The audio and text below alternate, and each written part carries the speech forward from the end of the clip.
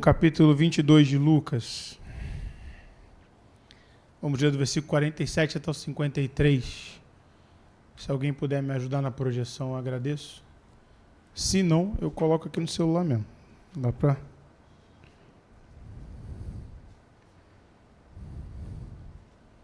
Como é que eu errei? Lucas 22. Vamos ler do 47 até o 53. Amém?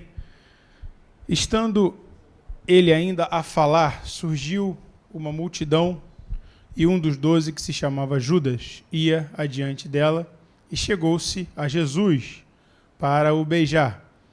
E Jesus lhe disse: Judas, com um beijo traís o Filho do Homem? E vendo os que estavam com ele o que ia suceder, disseram-lhe: Senhor, feriremos a espada?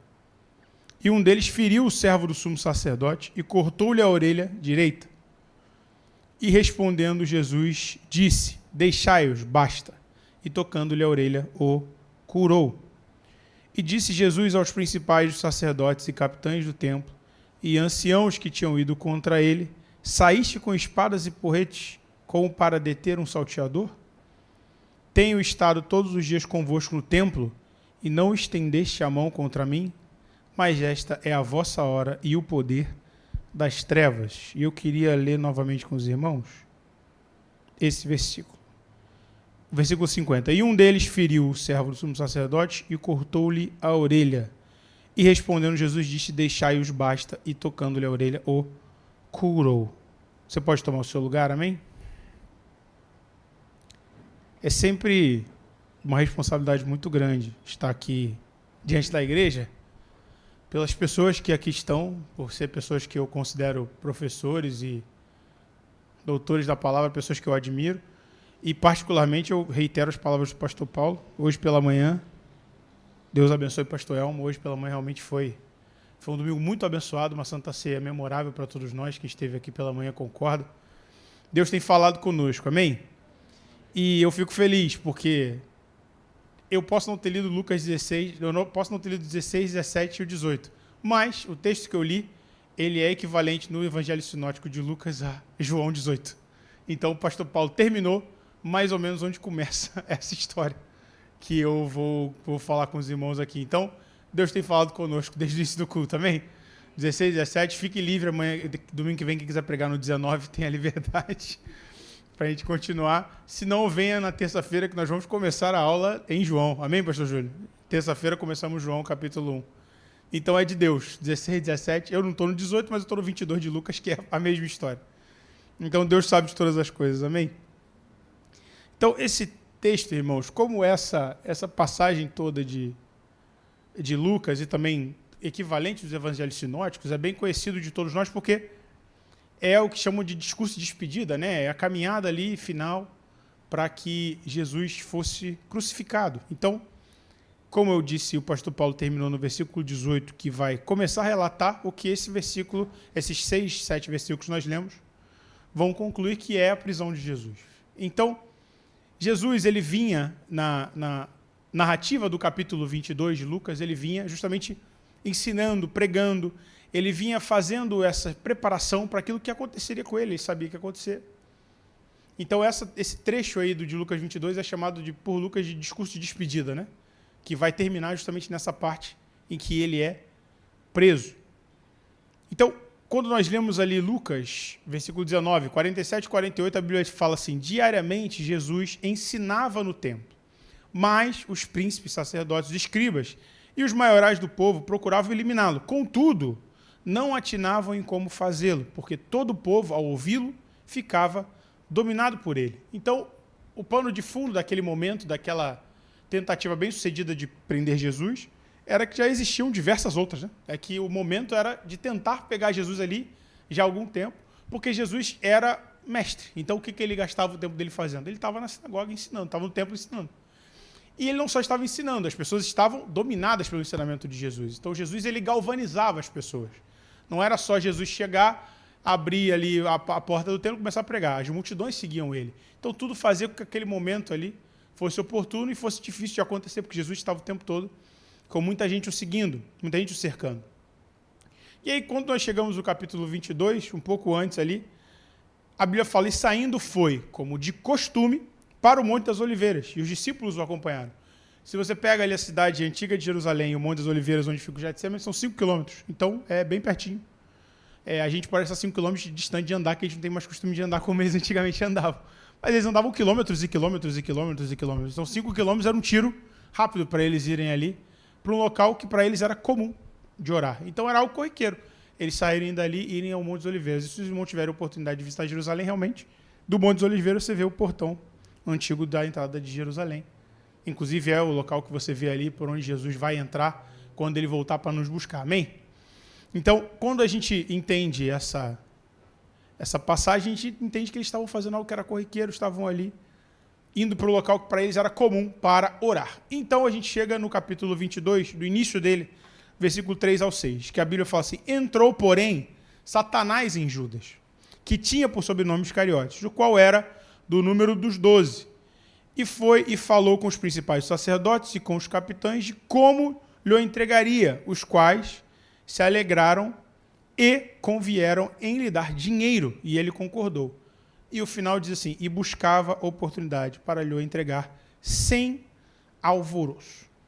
Então, quando nós entendemos isso, chegamos aí ao versículo que nós lemos, que fala da traição de Jesus e, consequentemente, da sua prisão. Primeira coisa que nós podemos destacar desse texto que nós lemos, irmãos, é que acontece algo muito simbólico, só que para o sentido errado da coisa. Quando a gente lê algumas passagens no Novo Testamento, o beijo era algo que simbolizava uma relação de amizade, algo genuíno, né? Uma relação ali de confiança.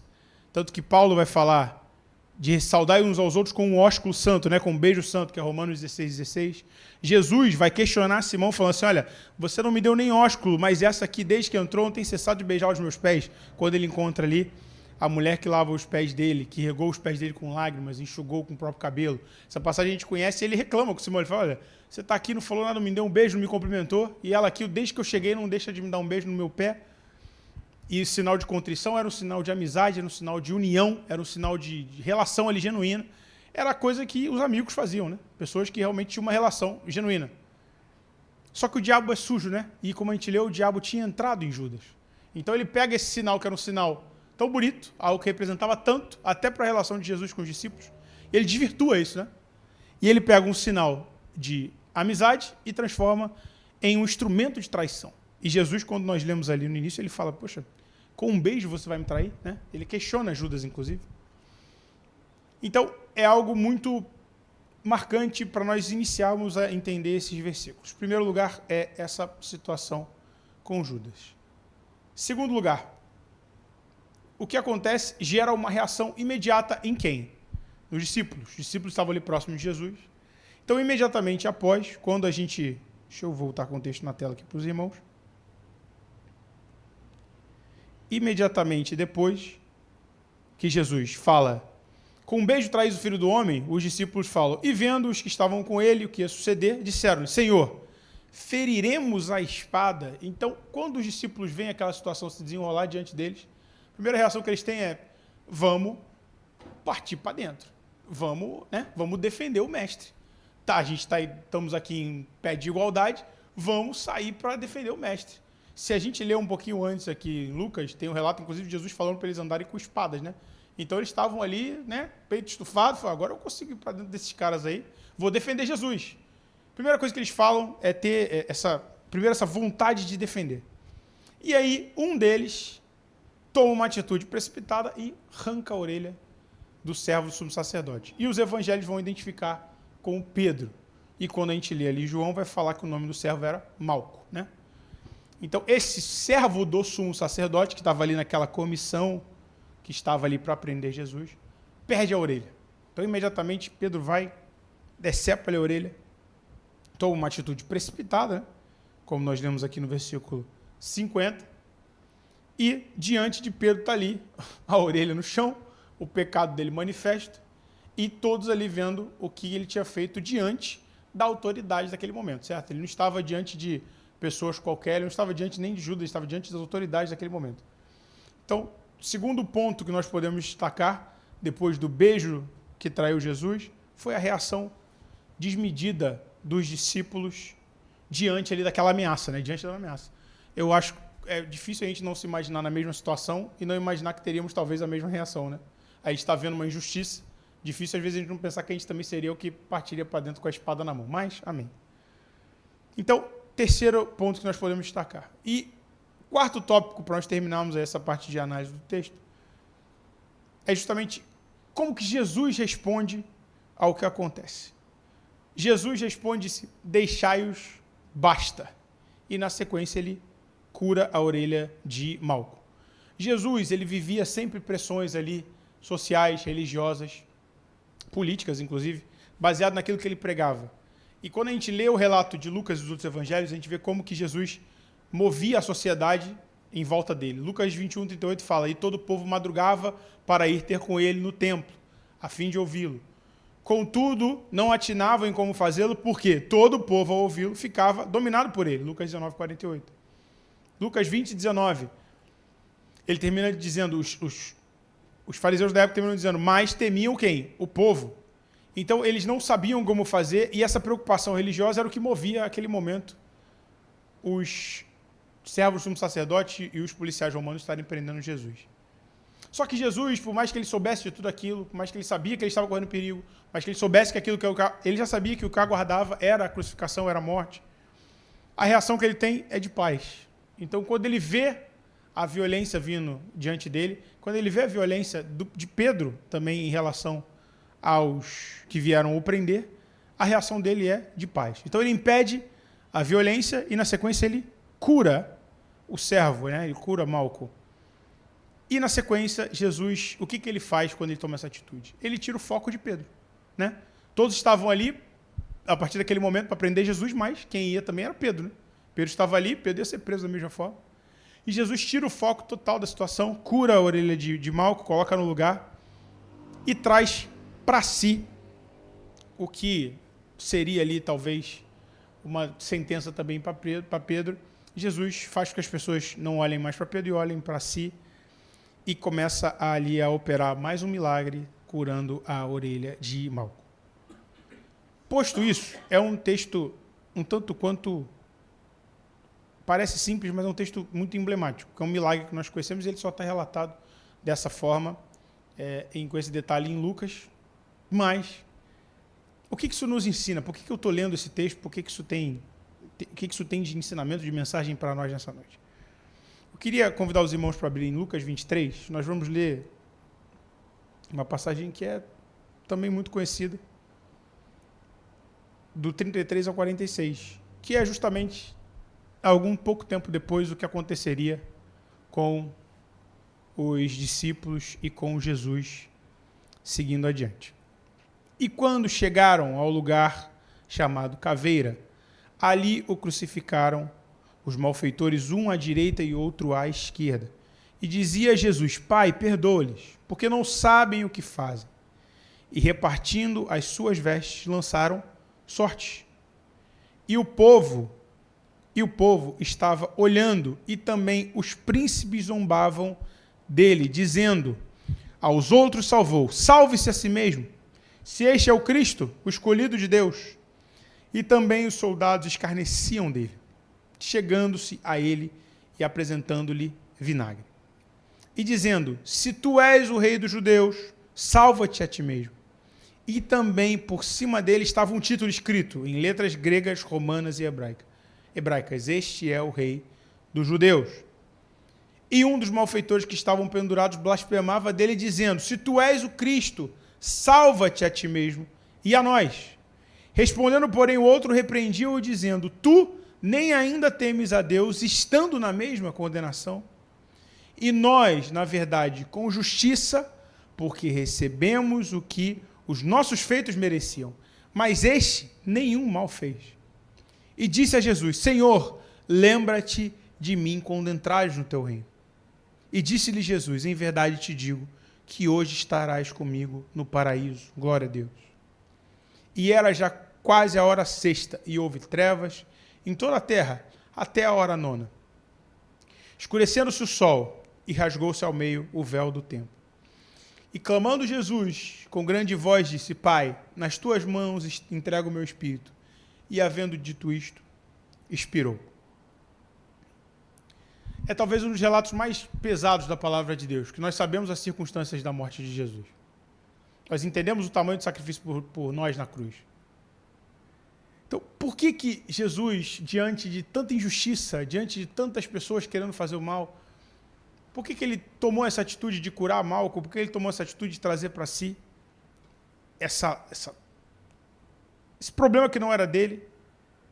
Em primeiro lugar, porque Jesus queria demonstrar o seu poder e confirmar a sua palavra. Nós sabemos que Jesus é poderoso, ele, em todo o seu ministério, ele demonstrou milagres e sinais. E a Bíblia fala que ele dizia que era o próprio Pai igualando-se a Deus. E era um dos motivos que o povo, ele era perseguido pelos fariseus. Porque ele dizia ser Deus. Eu e o Pai somos um, João 10:30. Então, em primeiro lugar, por que ele curou Malco? Porque ele podia.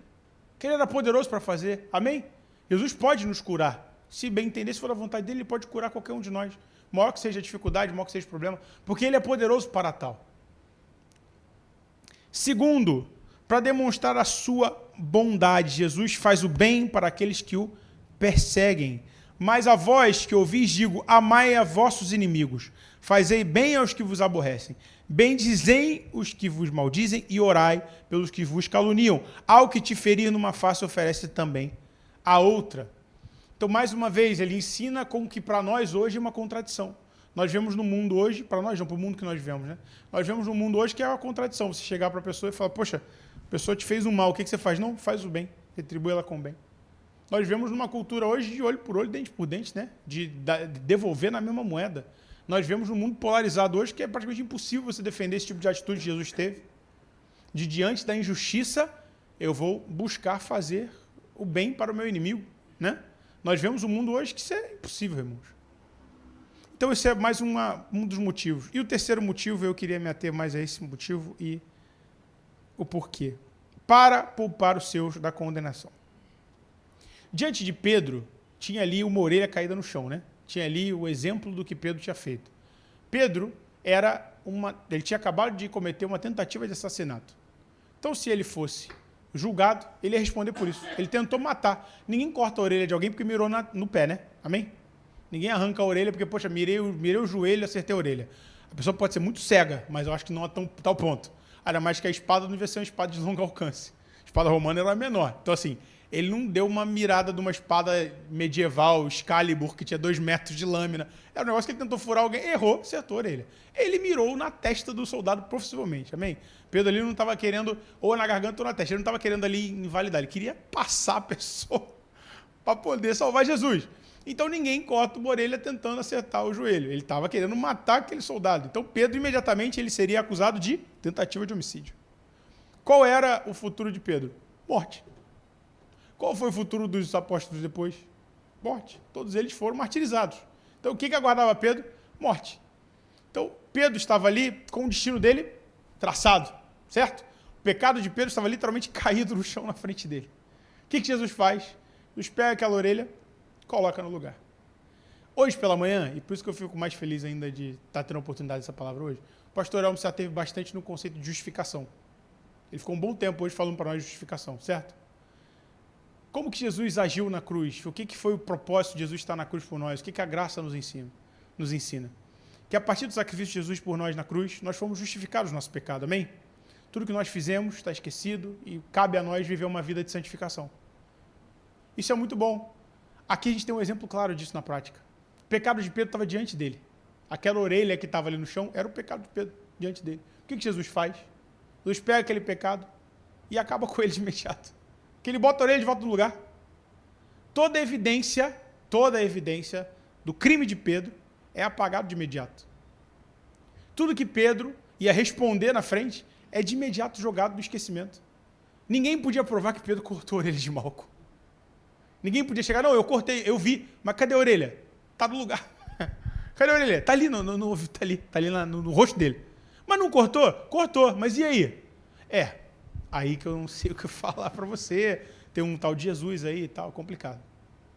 Então, irmãos, a mesma coisa que Jesus vai fazer 1,5 capítulo na frente, na cruz, ele deu um exemplo claro. para todas as pessoas que estavam em volta dele, é a mesma coisa. Ele se entregou na cruz para fazer com que os nossos pecados não tivessem mais efeito. Ele pegou a orelha de Malco, colocou no lugar para fazer com que o pecado de Pedro não tivesse mais efeito. Então, naquele momento, quando ele vê aquilo ali diante dele, parece simples, porque a Bíblia também coloca de forma muito simples, né? É metade do versículo que ele pega, curou e segue. E ele começa a falar com os oficiais e começa a falar de outras coisas. Fala assim, poxa, mas ele acabou de fazer um milagre. Mas é porque era corriqueiro. Para Jesus aquilo era normal. Como é para Jesus normal, na hora que a gente ajoelha, pede Deus direção, Deus faz pequenos milagres na nossa vida todos os dias, amém? Às vezes a gente levantar e tirar um tempinho do nosso dia, tem dia que é tão puxado que é um milagre. Mas Jesus faz isso por nós. Então aquilo que parecia impossível, como a gente canta, foi brincadeira para Jesus. Ele pegou do chão. Então, Pedro, ninguém vai te condenar por isso aqui não. Isso aqui está resolvido. Irmãos, entende o tamanho daquilo, só que feito de maneira tão corriqueira? É a mesma coisa que Jesus faz na cruz. Ele pega o pecado e encerra em si. Ali ele pegou o pecado de Pedro e encerrou em si da mesma forma. Apagou todo vestígio. E falou, Pedro, sai todo mundo aqui, deixa quieto, deixa eles. Eu vou seguir adiante, tira o foco de Pedro. Jesus, quando vai, ele se entrega por nós na cruz, quando ele vai para a cruz, certo? Ele pega o seu pecado, o meu pecado, o nosso pecado e leva sobre si. Quando nós lemos Isaías, verdadeiramente ele tomou sobre si as nossas enfermidades, as nossas dores ele levou sobre si. E nós o reputamos por aflito, ferido de Deus e oprimido. Mas ele foi ferido pelas nossas transgressões e moído pelas nossas iniquidades. O castigo que nos traz a paz estava sobre ele, e pelas suas pisaduras nós fomos sarados. Então ele fez isso com Pedro de maneira tão simples, né? Parece tão simples, né? Porque é algo tão rápido que acontece num momento ali, um afã, devia estar uma situação muito difícil você imaginar ali no meio, um monte de gente, os soldados ali querendo prender Jesus, e ainda tem a traição de Judas e tal. Jesus pega a orelha, bota no lugar, sai, deixa. Então, aquilo simboliza o mesmo que a cruz simbolizaria na frente. Ele pegou o pecado de Pedro e jogou no esquecimento. Ele fez com que aquilo não significasse nada. Ele tirou o que era uma condenação certa, Pedro seria condenado, e trouxe salvação para a vida de Pedro. Então ele pegou algo que era garantido, o pecado de Pedro estava ali patente diante de si. Não tinha nem o que ele fazer. Todo mundo viu, estava ali na frente de todo mundo. Não tinha só testemunhas discípulos, tinha testemunha da multidão que estava ali em volta dos oficiais. Todo mundo viu. Jesus pega aquilo e apaga. Ele fez isso por nós. Porque ele levou sobre si o meu pecado, o seu pecado. Então, da mesma forma que aquele ato ali de Jesus nos ensina que ele é poderoso, que ele é bondoso, ele é humilde, ele ensina com as atitudes, mas ele mostra o que ele faria, um pequeno exemplo do que ele faria logo adiante, se entregando por nós na cruz. É mais um exemplo de como a misericórdia de Deus nos atinge até hoje pela sua graça. Como que nós, por nós mesmos, nós não teríamos acesso ao trono do Pai, mas Deus, através do seu Filho Jesus, nos reconciliou de novo com ele. Amém? Então isso é o motivo de nós estarmos aqui hoje, de braços levantados, agradecendo ao Senhor, por ter um domingo como nós estamos tendo a presença do Senhor, com uma celebração como é da Santa Ceia que nós tivemos hoje pela manhã, estarmos aqui com liberdade de culto, com liberdade de estarmos congregando com os nossos irmãos. Isso é para ser muito grato, meu irmão. É para ser muito grato, é para sair daqui agradecido por ter tido um domingo desse na presença do Senhor.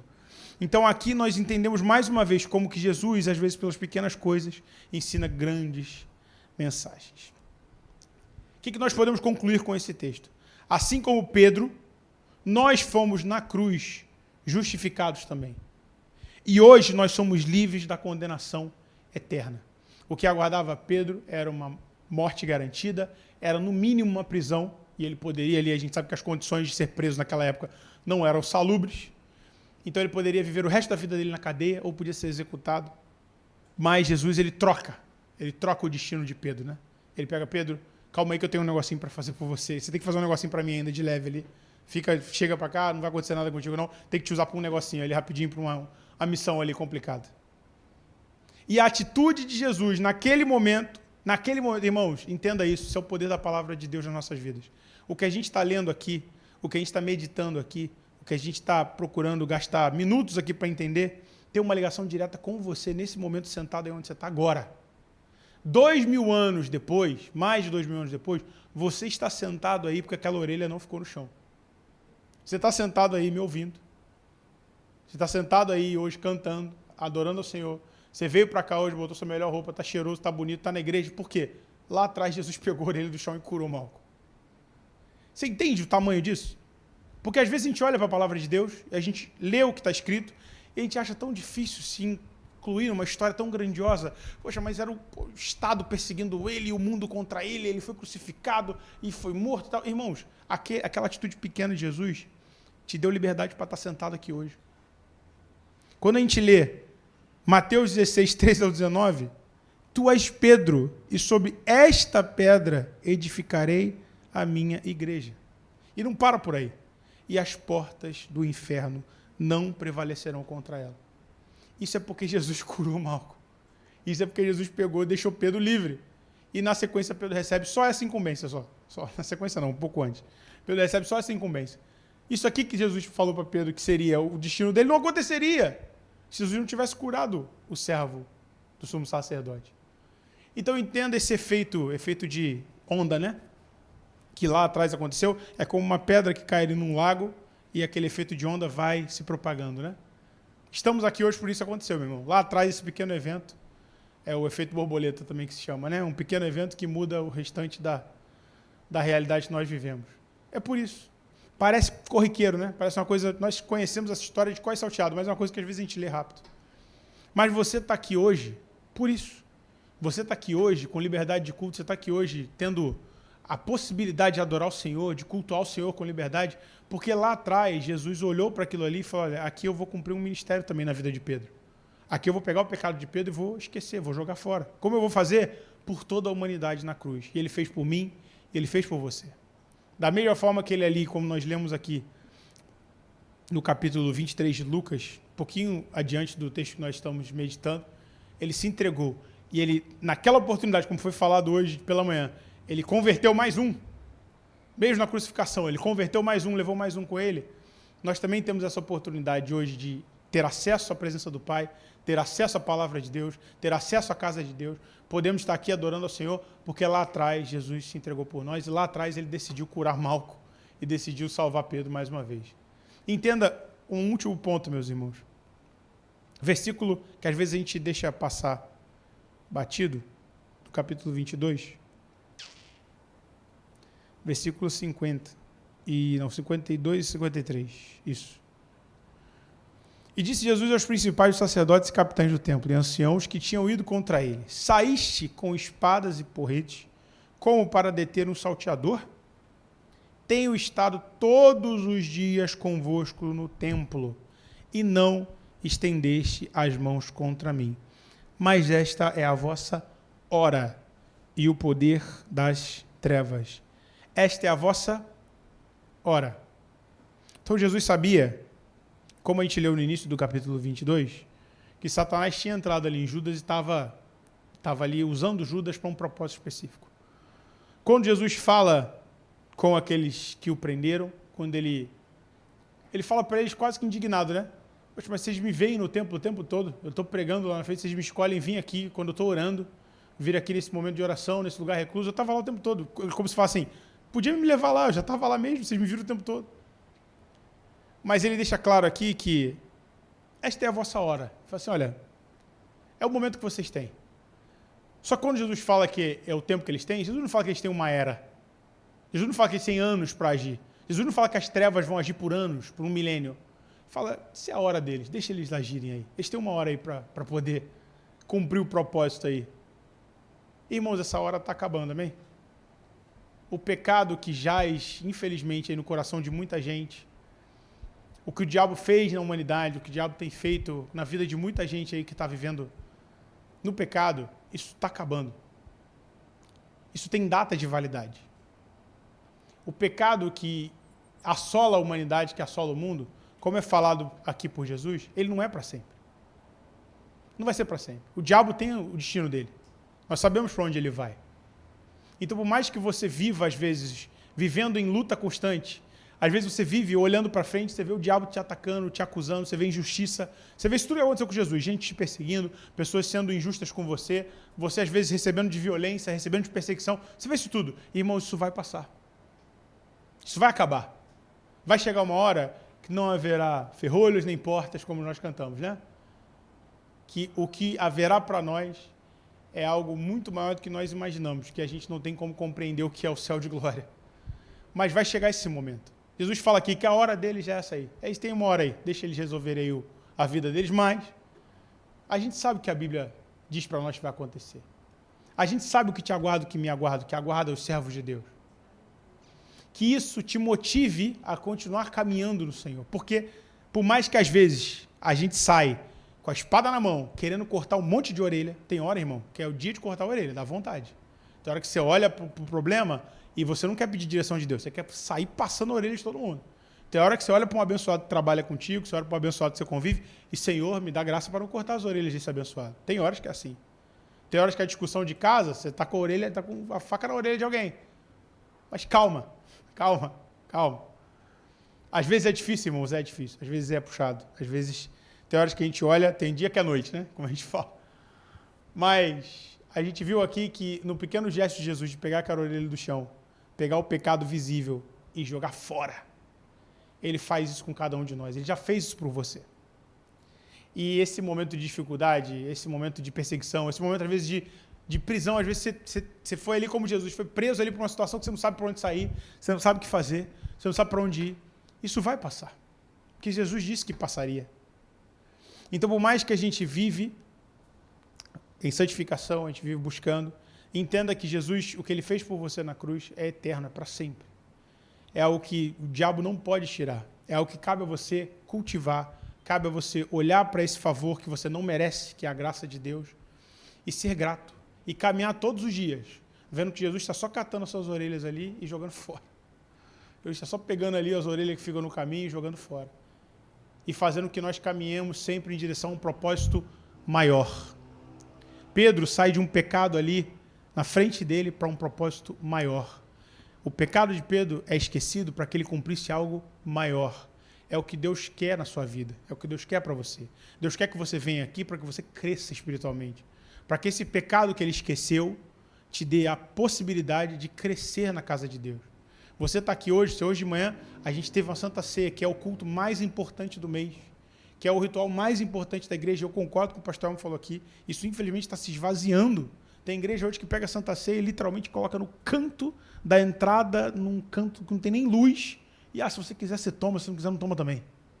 Irmãos, tudo isso que nós falamos aqui comunica com a Santa Ceia hoje. Como que você pode pegar tudo isso que foi falado aqui e tirar o valor, e tirar a importância, e não entender que é o sacrifício vicário de Jesus que te dá autoridade para entrar na igreja? E hoje nós tivemos um domingo muito abençoado na presença do Senhor. Pela manhã, agora no culto à noite. O que eu peço é que Deus coloque no seu coração essa noção, esse sentimento que o meu pecado foi esquecido na cruz por Jesus. E às vezes são coisas corriqueiras que a gente deixa ir crescendo, a gente deixa esses pequenos delitos irem crescendo e a gente esquece que Jesus fez por nós. Viva uma vida de santidade entendendo que Jesus está nos detalhes da sua vida. Jesus está nas grandes coisas, mas Jesus está na orelhinha cortada ali também, que você deu mole ali. Jesus está nisso também. Porque Jesus quer que você faça coisas maiores, amém? Jesus quer que seu pecado seja esquecido para você crescer na presença dele. Jesus não quer que você venha aqui só sente, fique aqui olhando, batendo palma para o culto. Eu sei que Jesus tem muito mais para a vida de cada um aqui. Jesus tem muita coisa para a vida de cada um aqui. A gente fala direto aqui da campanha de construir, de ter um templo, de sair daqui. Irmãos, passa por cada um de nós. O milagre passa pelas mãos dos discípulos, como o pastor Paulo falou e foi frisado hoje pela manhã. Passa pelas suas mãos também. Você já é um milagre nas mãos do Senhor, amém, meu irmão? Se você é um milagre nas mãos do Senhor, pega isso e leve para mais alguém. Mas entenda que, pelo sacrifício de Jesus, nós temos acesso à sala do trono. E graças a Deus por isso, amém? Por nós, a gente ia sair cortando a orelha de todo mundo aí para tudo quanto é lado. Mas Jesus foi misericordioso, nos curou, nos salvou. E Ele tem coisas maiores para você, meu irmão. Amém? Prezado, a paz do Senhor Jesus, estamos muito felizes com o seu acompanhamento dessa mensagem que foi transmitida. E é importante você saber que Jesus é o nosso maior e melhor amigo, socorro em todos os momentos. Tem à sua disposição os canais de comunicação para que você possa ter acesso às informações concernentes à igreja, para ter plena ciência de que Jesus é o nosso Salvador. A Igreja Assembleia de Deus Recreio é uma igreja que adora o Senhor e que prega o Evangelho. E será uma grande bênção se você participar sempre conosco dessa experiência, reconhecendo a Jesus como seu Senhor e Salvador. Que Deus te abençoe rica e abundantemente a você e a sua família, em nome do Senhor Jesus.